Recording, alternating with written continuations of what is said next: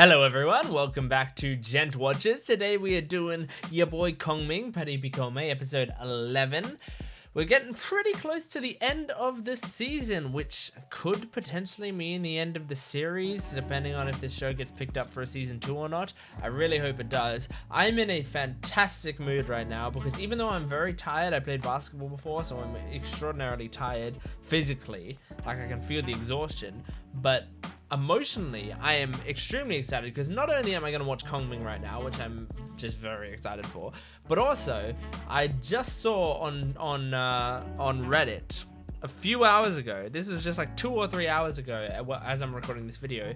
The Oshi no Ko anime has been announced, and Oshi no Ko is a manga series that I have been currently reading. I'm maybe just over halfway through the current how many chapters are currently out, and I love it so much, and so I'm just so excited to see that they're making an anime of it, and it's being made by Doga Kobo, who I love. So that's just why I'm in a good mood. It doesn't matter because we're here to talk about Paribikome. So Paribikome episode 11, last episode. I'll go oh my gosh, it feels like it's been a while. So my head is not working right. It's running a million miles an hour. Our girl, Aiko, that's her name, was trying to think of titles for her song, and she came up with Dreamer. Was that the title of her song? Which is very cute, and they've been teasing us with the song, not quite getting to the chorus, and showing us a bunch of different versions of the verse. I'm really excited to hear the final product and hear Kabe come in on it. You know, that's gonna be awesome. But yeah, I didn't write many notes for last episode, so not much to talk about here. So let's just get right into episode 11 of your boy Kongming. Wait, I put these glasses on in preparation for an intro. Is there no intro? Okay, I guess I'll put the glasses away. This doesn't feel like Kongming. This isn't very fast-paced. Kongming's so fast-paced normally. They're taking their time here. Ooh. Nanami and Aiko. The parallels.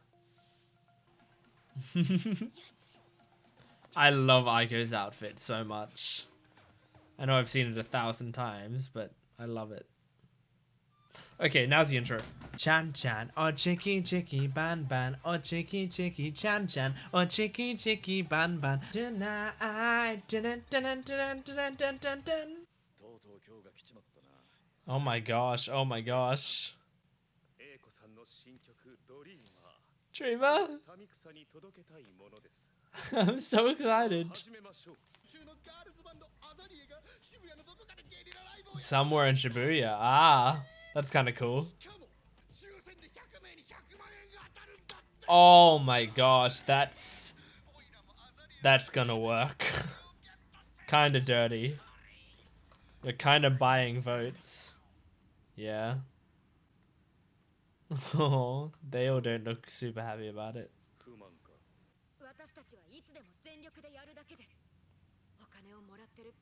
That's so gonna work. Like, people just entering a competition on its own is gonna... Oh my god.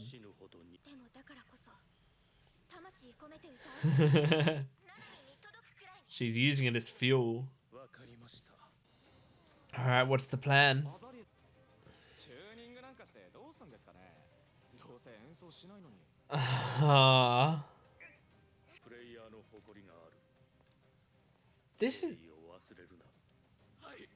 This manager is very interesting because he's a bit of a bad person, but also clearly has some sort of moral compass. He takes his job seriously. I think that's the main thing. Man, Aiko and Kongming and Kabe really seem outmatched. Like, maybe if they got a head start, but they didn't. He's just standing on the edge of a building. What the heck, Kongming? Okay. Alright, what's this 3D truck about? It's their own surprise concert. So are they using Azalea's promotion?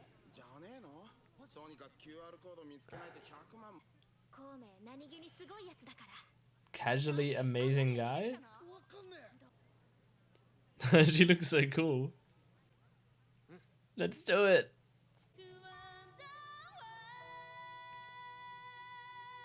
Ooh, very nice. Yeah, it is an Azalea song.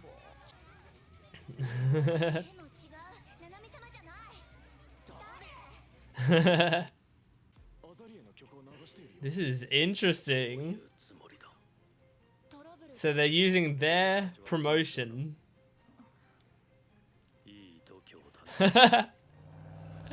They're using their own promotion against them. See, this is kind of dirty as well.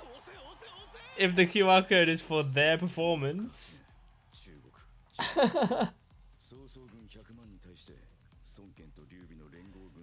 Especially if they're not planning to actually give them money. And get them to fire on them? Yeah, what? That's insane. This is like equally scummy almost, but I love it. 70,000 already. Well, it's gotta start trending at that point. Like even the people who aren't there. And here's the real Azalea. They're just gonna be playing back to back, you know? I like how they've trapped the audience in on both sides. Oh my gosh, this is so cool. This is so cool.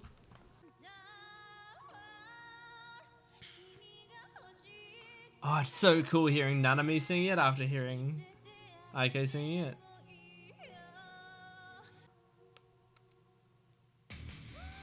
That's really cool. Man, if they put their all into this and then lose, that will prove that you can still have fun and do it properly, you know? Well, not properly, but... No, it can't be. Kongming's always got 3 more steps than you'd expect. Aww. He knows that this isn't the version she wants to do. Even though this is very cool. This is definitely the best rival band that they've had. Oh. Aww. That is a very cool performance though. Even though I agree that regular Nanami is better. Ruh-roh.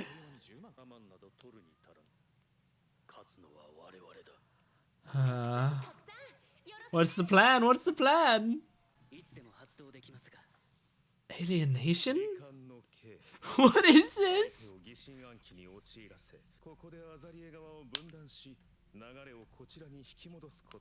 Divide Azalea? Yeah, no. Azalea isn't the target.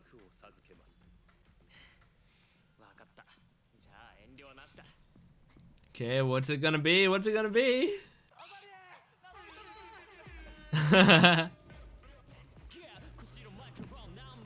Yes!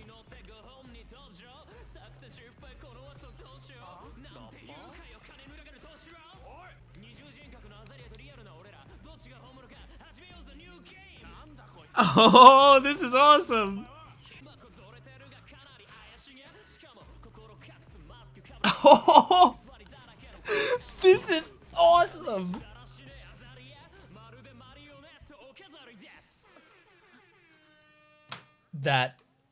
That's amazing. That's amazing.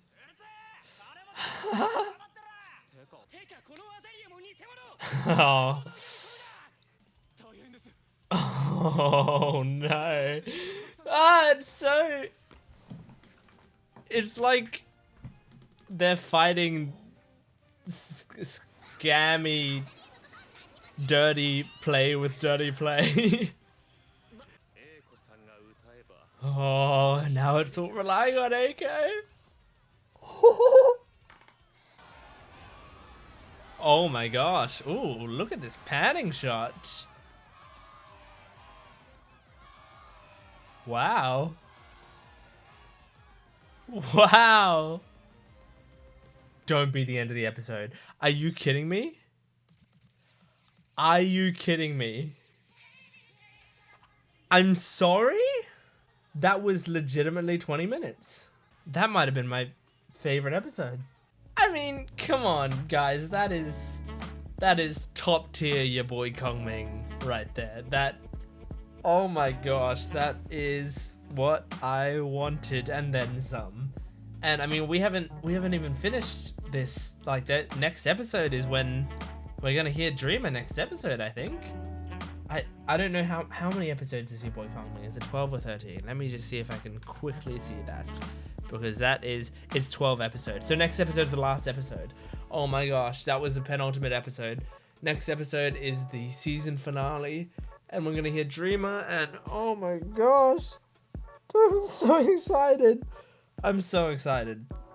Wow, that was such a good episode. I am going to be thinking about that for ages. So let's start with talking about the manager. The manager has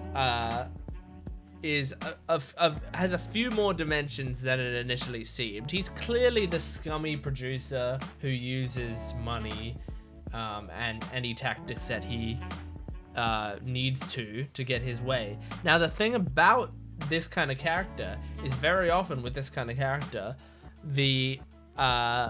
when you have this kind of character, the point of the protagonist is they're supposed to show, look, you don't need dirty tactics to win, right? You just need to do it the right way, and you can still beat even dirty tactics.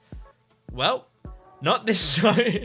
This show, Kongming is a purveyor of dirty tactics. He's the man who invented dirty tactics. This man is not afraid to go all out as well. He just doesn't have the resources, and he's a nicer guy, you know?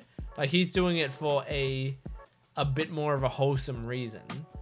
But still, I mean, showing up in a truck right before their surprise concert's about to start, and just momentarily fool the audience into thinking that you're Azalea by singing Azalea's song on stage, and then putting up a QR code so that the people think they're entering a competition and they're not, and they're just giving you votes, right?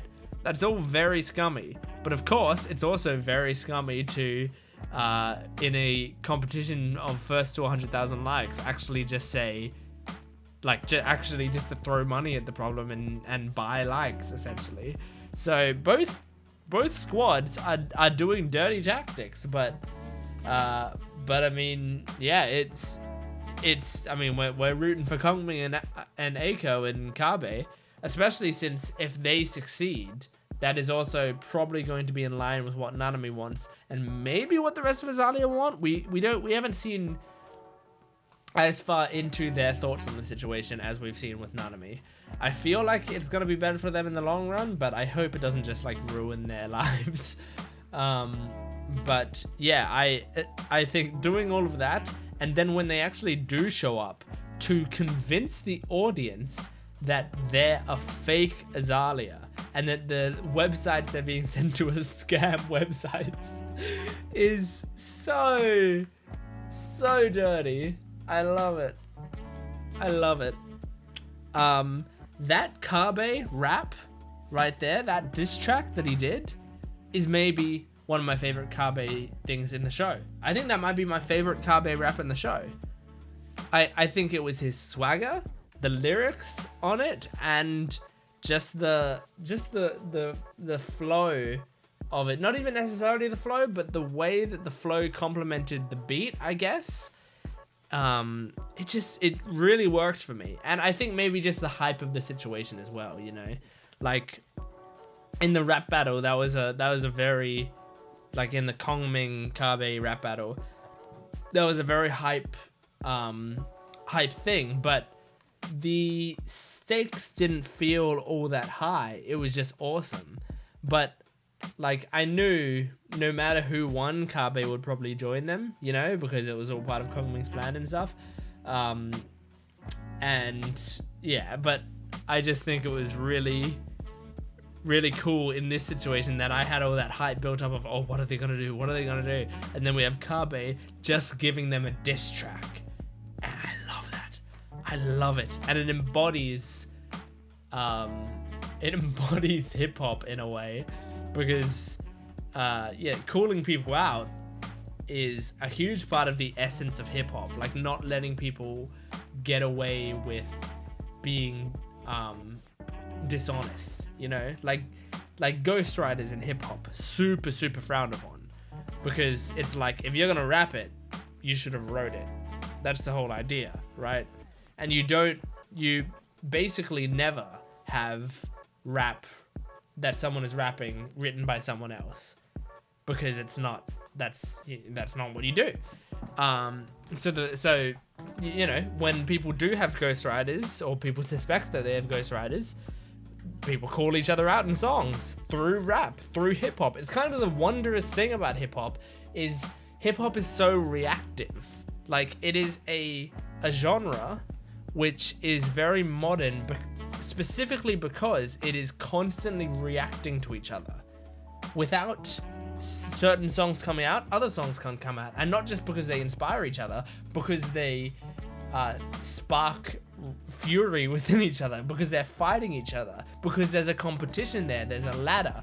Some inspire others, you know. There's definitely a lot of homage, there's definitely a lot of building off of what other people built up, but there's also a lot of warring, and there's a lot of just like back and forth.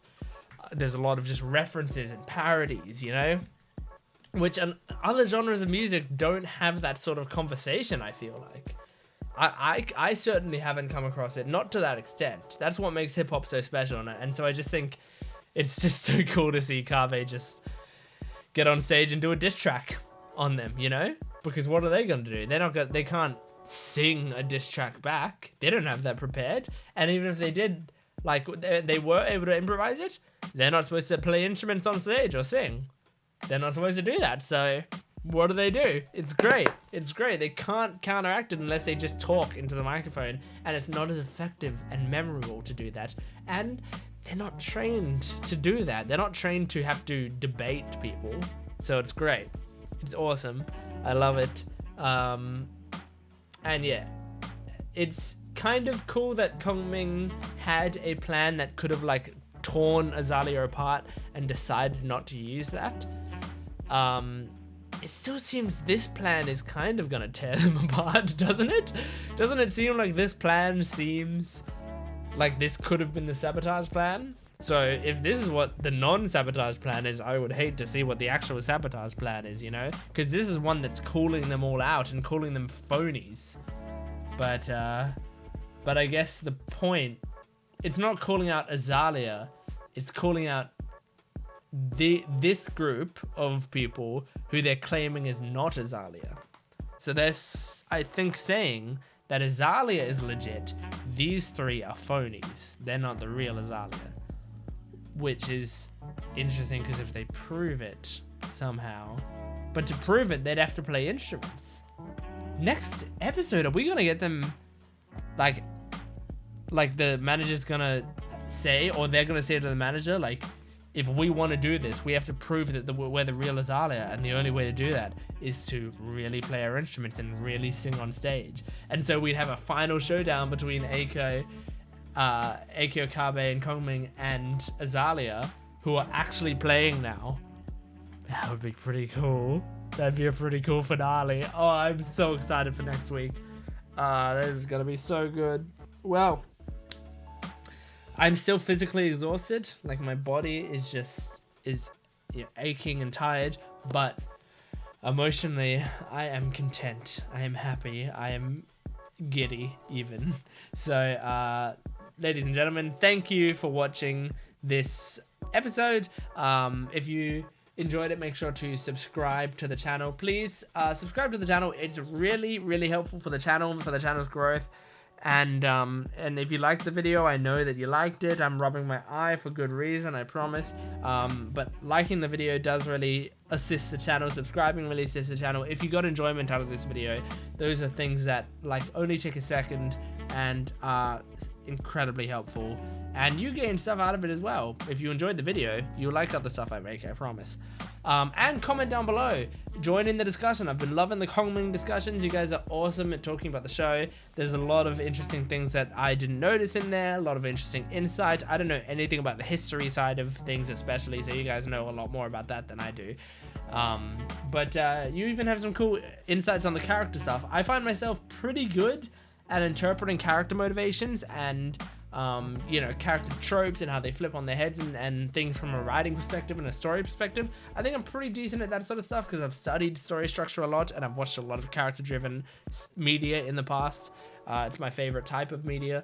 However, you guys are still great at picking stuff like that up. So I love to read the comments. Keep those comments coming on. It's all great. And even if you just liked the reaction and you just want to say you liked it in the comments, those comments are welcome too.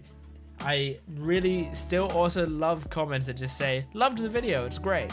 Those are amazing comments as well. So thank you very much. And do all that stuff, like, comment, subscribe. But thank you for watching, and I will see you next week for the finale of Kongming. See you then.